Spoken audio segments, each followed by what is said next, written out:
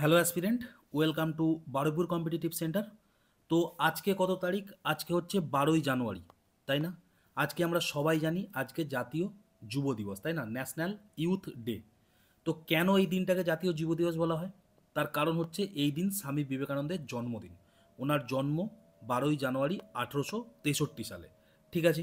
আচ্ছা, এর সাথেই আমি বলে রাখি, 12ই জানুয়ারি কি বললাম আমি? ন্যাশনাল ইউথ ডে, তাই না? ন্যাশনাল ইউথ ডে, তাই না? কিন্তু যদি 12ই আগস্ট বলি আমি, তখন কি হবে? 12ই আগস্ট যদি বলি, তখন হয়ে যাবে ইন্টারন্যাশনাল ইউথ ডে। বোঝা গেল?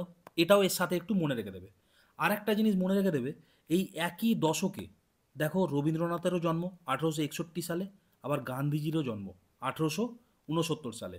মোটামুটি দেখো এরা সব সমবয়সী তিনজনে, একই দশকে। বুঝতে পারছো যে তিনজন মহান মানুষ জন্মগ্রহণ করেছে, তাই না?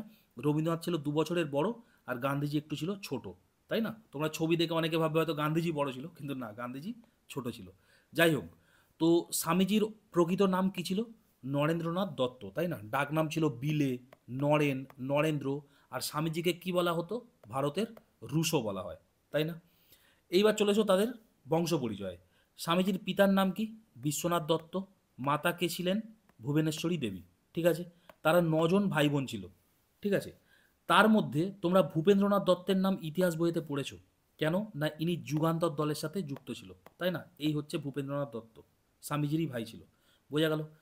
এইবারে স্বামীজি নিয়ে দেখো, আমি তো স্বামীজির জীবন দর্শন এখানে দেখাচ্ছি না, আমি কম্পিটিটিভ এক্সামে যেগুলো আসবে সেগুলোই বলছি। ঠিক আছে।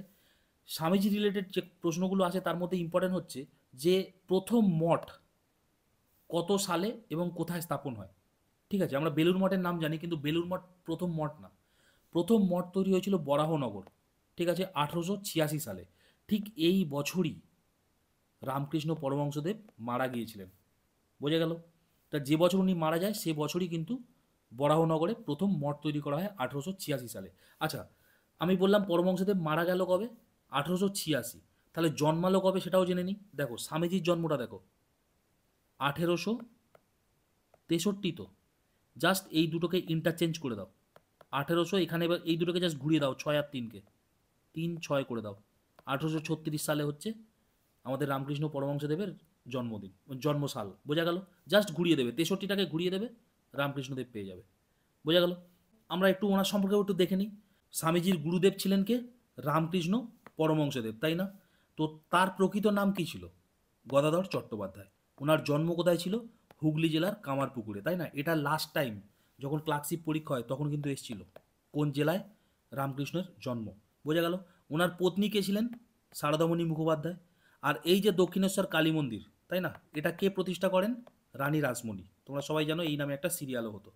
যাই হোক, 1893 সাল সেই বিখ্যাত সাল, তাই না? আমরা ছোটোবেলা থেকে রচনা লিখছি, সবাই জানি শিকাগো মহাসম্মেলন। এখানে কি সেই বিখ্যাত বক্তৃতা, sisters and brothers of America, তাই না? তখনকার দিনে ভাইরাল নিউজ। যাই হোক, আমাদের যে বেলুর মঠ সেটা কবে স্থাপন হয়? 1897 সালে। ঠিক এই বছরই নেতাজির কিন্তু জন্ম। বোঝা গেল? বেলুর মঠ যে বছর স্থাপন হয় 1897 সাল, সে বছরই নেতাজির জন্ম। বোঝা গেল? আর স্বামীজির মহাপরিনির্মাণ কবে হচ্ছে? 1902 সালে। মহাপরিনির্মাণ মানে আর কি? স্বামীজি আমাদের ছেড়ে চলে যাচ্ছেন।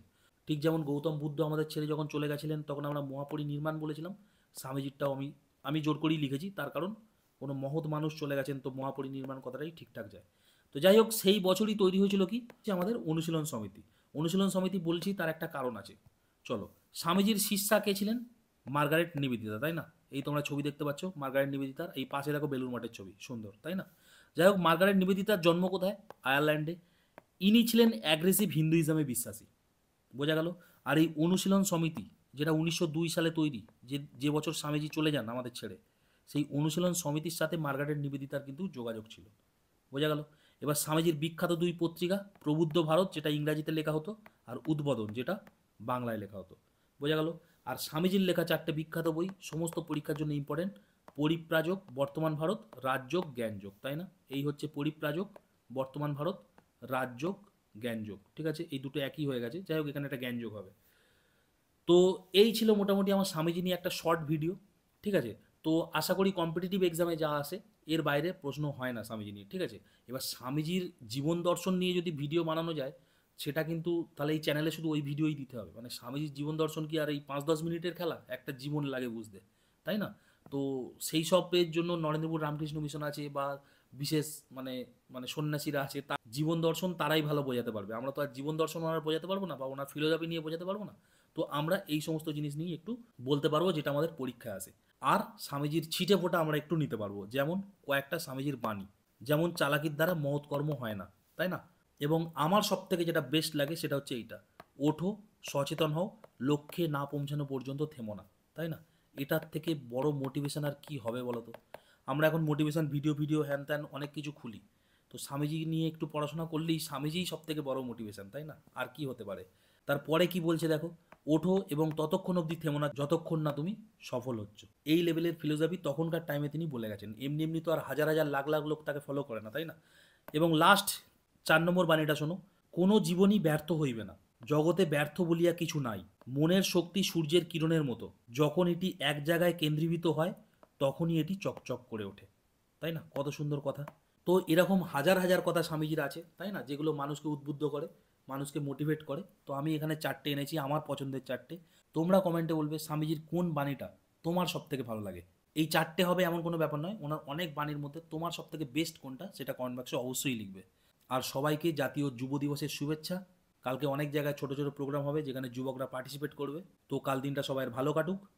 অনেক জায়গায় কুইজ টুইজ হয়, তো সেখানে সবাই পার্টিসিপেট করবে। এবং পারলে সবাই স্বামীজিকে নিয়ে একটু পড়াশোনাও করো। তাতে কি হয়, নিজের অজান্তেই মানুষ অনেক মোটিভেটেড হয়ে যায় এবং চিন্তা ভাবনা অনেক পজিটিভ থাকে। তো সবাইকে জাতীয় যুব দিবসের শুভেচ্ছা। সবাই এই দিনটা ভালোভাবে কাটিও এবং স্বামীজিকে স্মরণ করো। দেখা হবে পরের ভিডিওয়। ততক্ষণ স্টে টিউন অ্যান্ড বাই।